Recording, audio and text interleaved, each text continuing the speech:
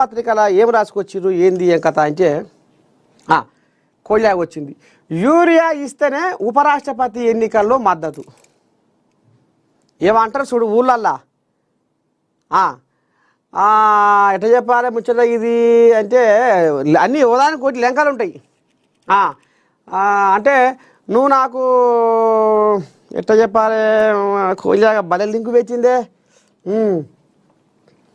నువ్వు నా కొడుకు పెళ్ళికి వస్తే నేను బీజేపీ పెళ్ళికి వస్తా, లేకపోతే నాకు నువ్వు వరాలు దిగి వస్తే రేపు నీకు గొర్రె కొట్టొస్తా,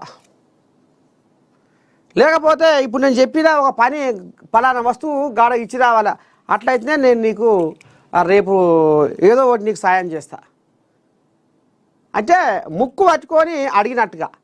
ఇక ఈ కోళ్ళగా సానుభూతి చూడు ఎట్లా ఉందో.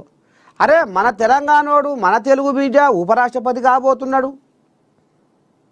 రాని అవకాశము రామసక్కదనంగా వచ్చిందన్న ఆలోచన లేకుండా ఈ కోళ్ళగా ఏమంటుంది, యూరియా ఇస్తేనే ఉపరాష్ట్రపతి ఎన్నికల్లో మద్దతు. యూరియా బీజేపీ కోళ్ళగాను మేము సరఫరా చేస్తూనే ఉన్నాం వస్తూనే ఉన్నాయి అని వాళ్ళు, ఇంకా కావాలని వీళ్ళు అంటనే ఊరు, ఆ భాగవతం నడుస్తూనే ఉంది. ఇంకా కొంత వచ్చేది ఉంది రావాలని కాంగ్రెస్ కోళ్ళగాలు రాజకీయానికి ఇగో దీనికి లింకు పెట్టిండు. ఇగో ఇప్పుడు ఈయనే రాముడు. మరి అయితే ఇప్పుడు యూరియాదిగా వస్తలేదని మళ్ళీ పదం పాడి మేము బీజేపీకే సపోర్ట్ చేస్తామన్నమాటకా ఏమో. నీంటే నా సిల్క్ అని ఇప్పుడు ఇట్లా మేడిమలక పెట్టి కూర్చుంది కోళ్ళగా. మేడిమలక ముస్లింలు బతకొద్దా? షబ్బీర్ అలీ శరానికి వచ్చిండు. ఏమంటుండు, దమ్ముంటే బీజేపీ రాష్ట్రాల్లో ముస్లిం రిజర్వేషన్ తీసివేయాలి. స్వాతంత్ర్యం రాకముందు నుంచే ముస్లింలకు రిజర్వేషన్ ఉంది.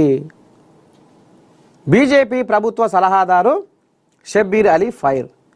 కాళేశ్వరం రిపోర్టు అసెంబ్లీలో పెడతాం, ఆ తర్వాతే కేసీఆర్ కోర్టుకు వెళ్ళాలి అనేది ఇప్పుడు ఈయన ఆంబాయ వెళ్ళబోసుకుంటుండు. ఇక ఈ ముస్లింల కథ, మీరు ముస్లింలను తీసేయాలి అలాకెళ్ళి, అట్లయితేనే ఈ రాష్ట్రపతి నుంచి బిల్లు కదులుతుంది, ముందడుగేస్తుంది, తొవ్వ సాపవుతుందని వాళ్ళు.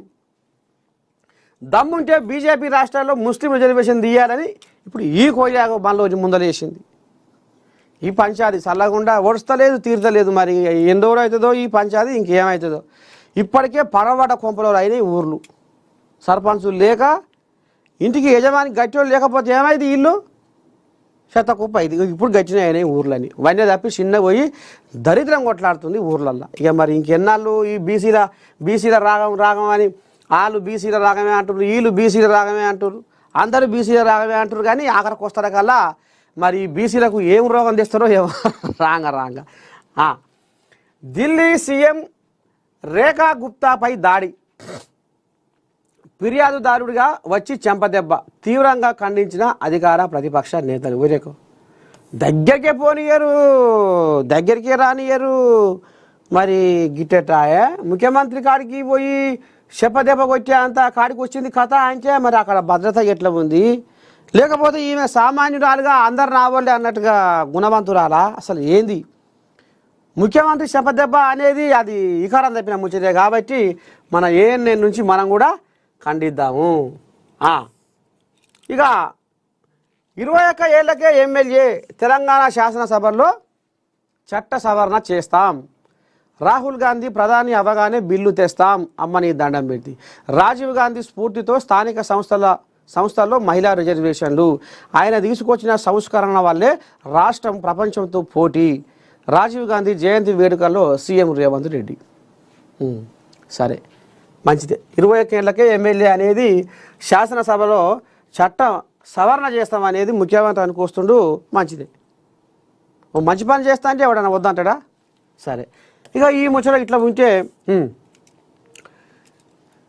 పిఎం సీఎం ఎవరైనా సరే, ఓ పిల్లగా ఆ కోజాకు లింక్ కలుపు, లైన్ కలుపు, జూమ్ కాల్కు రమ్మని చెప్పు. పిఎం సీఎం ఎవరైనా సరే 30 రోజులు జైల్లో ఉంటే పదవి ఊడినట్లే. లోక్సభలో కీలక బిల్లు పెట్టిన కేంద్ర మంత్రి అమిత్ షా. కాపీలను చింపి అమిత్ షా పైకి విసిరిన విపక్షాలు.